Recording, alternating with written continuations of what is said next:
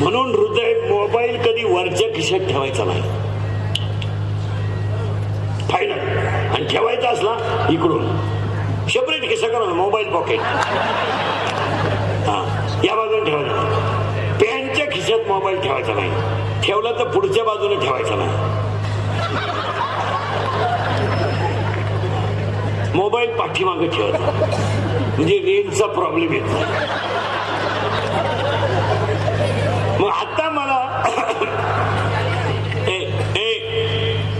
मला तुम्हाला हे सांगायचं होतं, मला कुठवर आणून घालायचं मला तुम्हाला इथपर्यंत आणून घालायचं होतं. तुम्ही किती जरी सुधारलात तर मन शांती मिळवायलाच पाहिजे.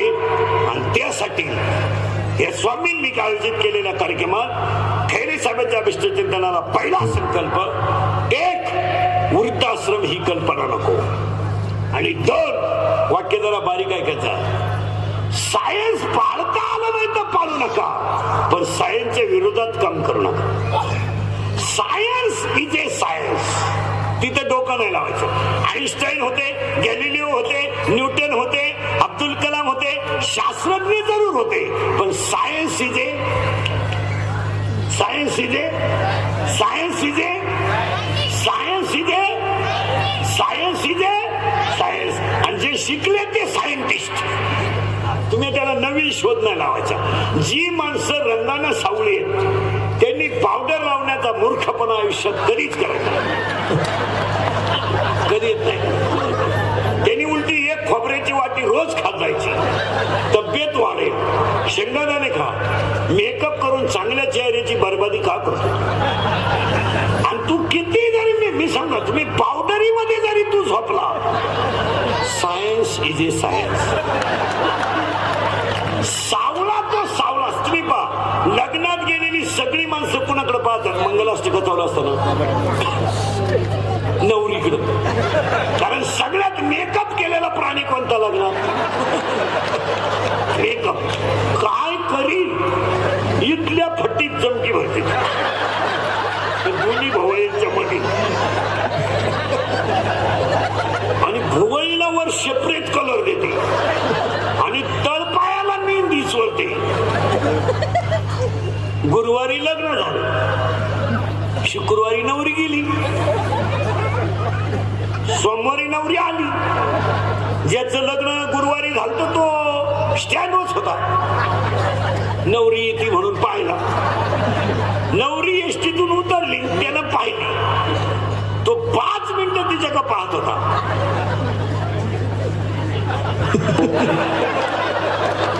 हीच होती का गुरुवारी?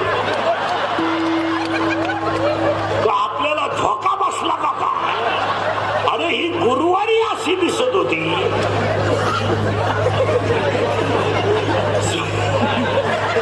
सोमवारी अशी दिसती.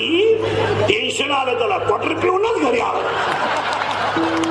आता त्यानं ती नवरी कोणत्या रंगाने पाहिली होती?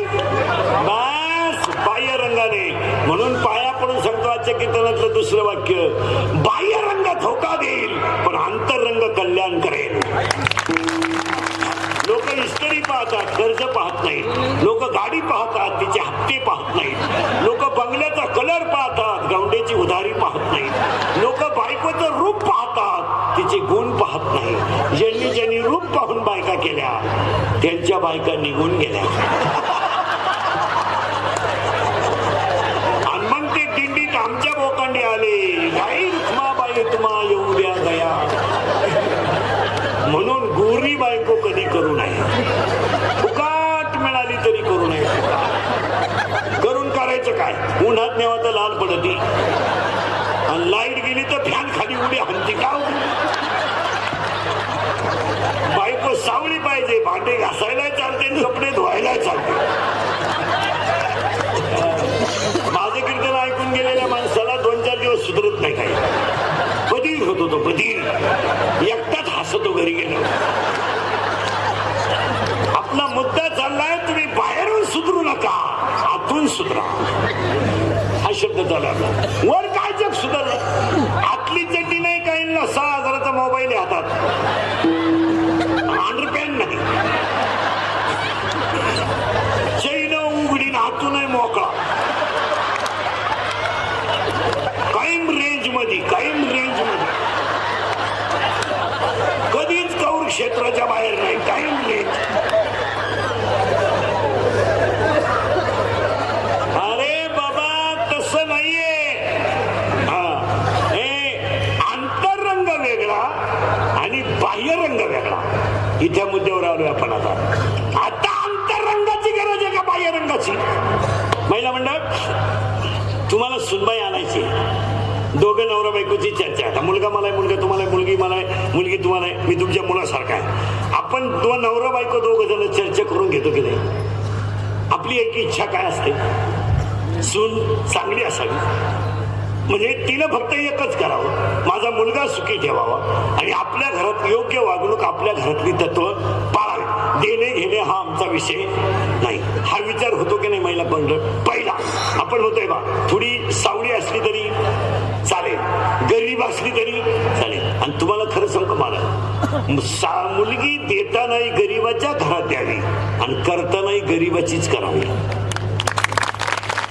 गरीबाच्या घरामध्ये स्त्रीता नाही पण संस्कृती आहे, श्रीमंताच्या घरात संस्कृती नाही पण स्वीता आहेत.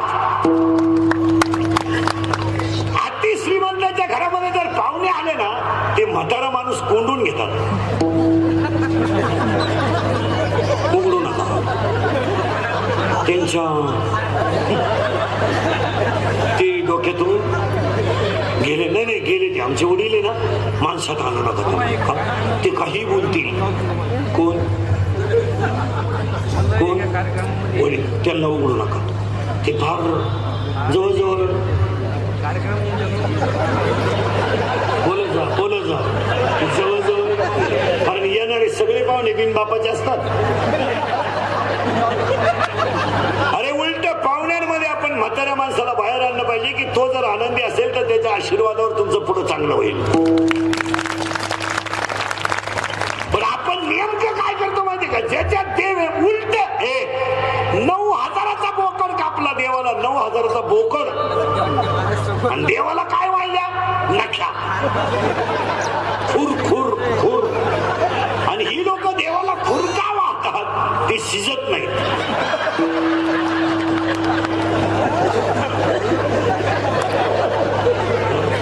ते जर शिजले ना, ते वासावच मिळाला. चला पुढे. आता करंट लागला तुम्हाला अभंगाचा. करंट लागला म्हणजे तुम्हालाही सोपं झालं, मलाही सोपं झालं. आता डळमळीत नका हो. विठाल विठाल